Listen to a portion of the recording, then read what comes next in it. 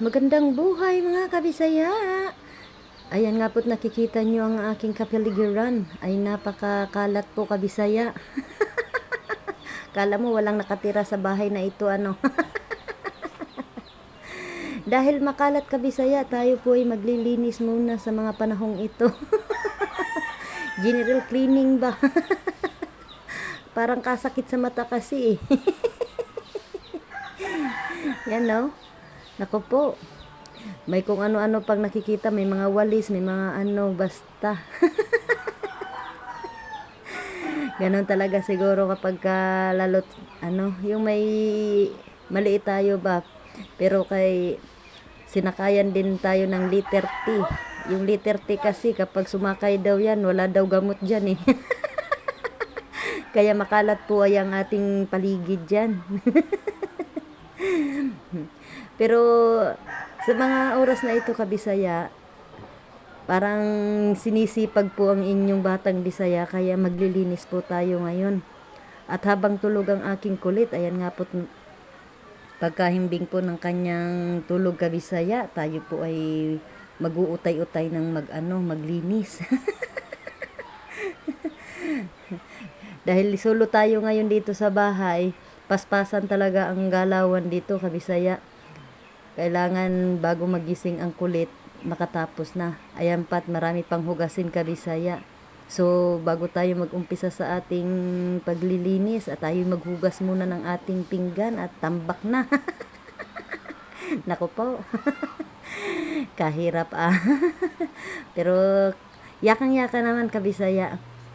Siyempre, need lang natin na patulugin ang kulit para kahit papano makagalaw tayo ng maganda-ganda.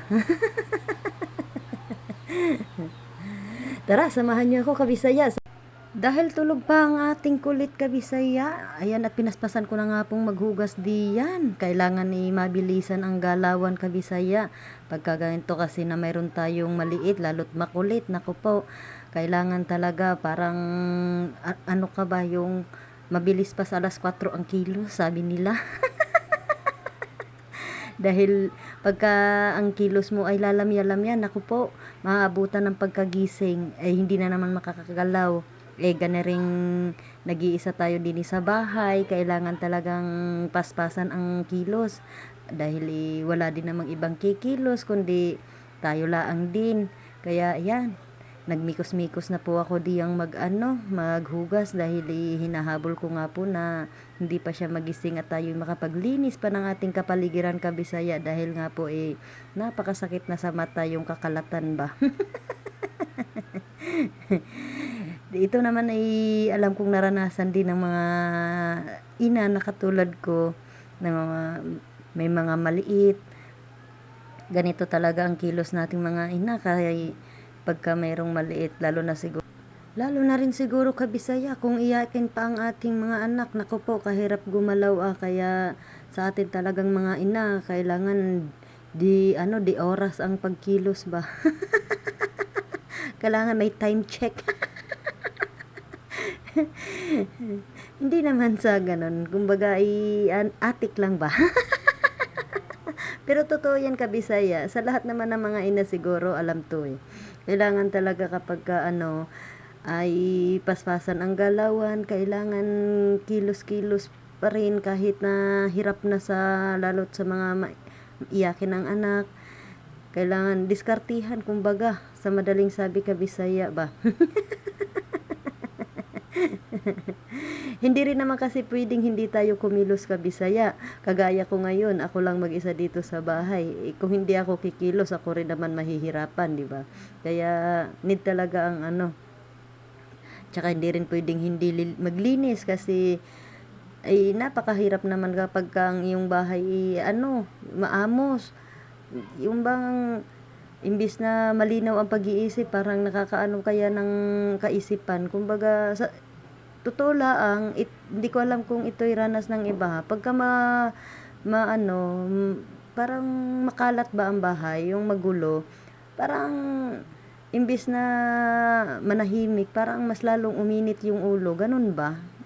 Ito naranasan ko kasi, kaya hindi pwedeng hindi maglinis. At saka isa pa, kagaya niyan na may mga umpok-umpok, medyo malamig ang umpukan.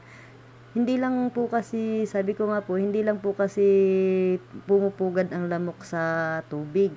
Pumupugad din po ang lamok sa mga umpok-umpok na mga bagay-bagay, basura, ganun. Kaya kailangan talaga maglinis ka Bisaya dahil para din naman sa kalusugan natin eh. Yan. Bising-busy na nga po ang inyong batang Bisaya diyan, no?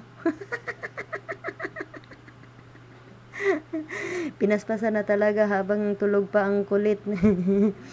At yan nga po ang aking mahiwagang tungko kabisaya ay aking nga po yung ililipat. Yan o.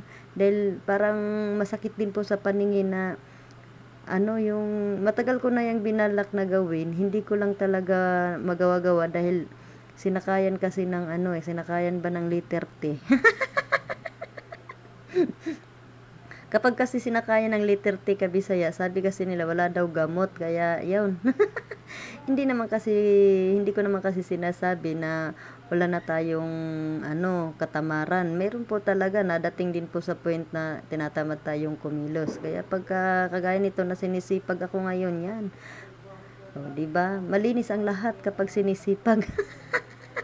Wag lang tamarin kabisaya. Kasi mahirap pagka tinamad na. Kaya habang may sipag pa, paspasan talaga kabisaya. Diba? Dahil maganda rin naman kasi sa paningin, masarap sa pakiramdam kapag nakikita mo ang iyong paligid na malinis. Naku po, pagkasarap. Kahit pahiga-higa ka lang diyan, sarap sa feeling na malinis ang iyong kapaligiran.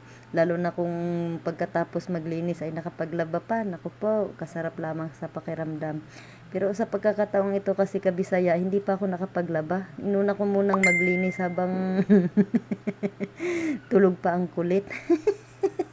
Dahil alam nyo na, hindi naman iyakin ang aking kulit kabisaya. Kumbaga kasi, pagkagising kasi yan, pagka nakikitang may hawak akong cellphone, yun, aagawan ka na yan. Tapos, maghihiyaw-hiyaw yan. So, hindi ka rin makapokus kasi mag-iingay naman yan eh. Kaya gustong kuhanin ang cellphone.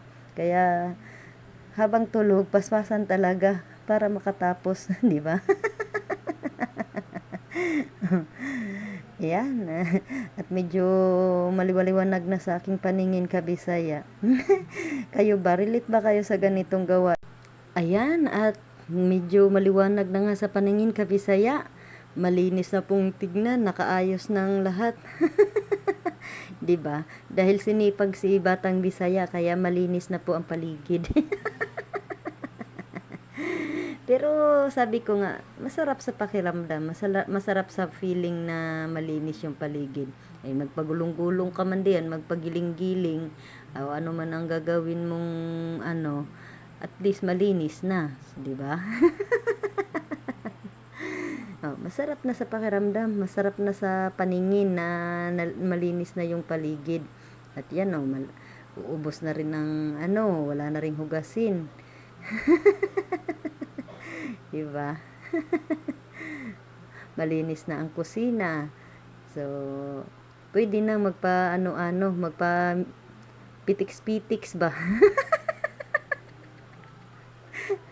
Pero hindi pa diyan natatapos mga kabisaya ang aking pag-general cleaning kasi ang aking kwarto hindi pa na general cleaning. So ito yung gagawin nating pangsunod na target. So hanggang dito na lang mga kabisaya ang aking video at sana'y naaliw ko kayo sa aking video ngayon. Maraming pong salamat.